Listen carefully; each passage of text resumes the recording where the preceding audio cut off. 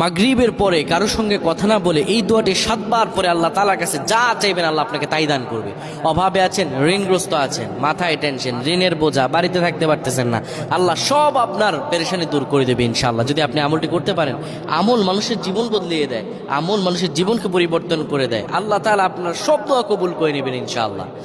মাগরিব নামাজের পরে কিবলামুখী হয়ে থাকবেন, কারো সঙ্গে কথা বলবেন না, কারো সঙ্গে কথা না বলে কিবলামুখী হয়ে আপনি পড়বেন আল্লাহুম্মা আজরিনা মিনান নার, আল্লাহুম্মা আজরিনা মিনান নার, আল্লাহুম্মা আজরিনা মিনান নার।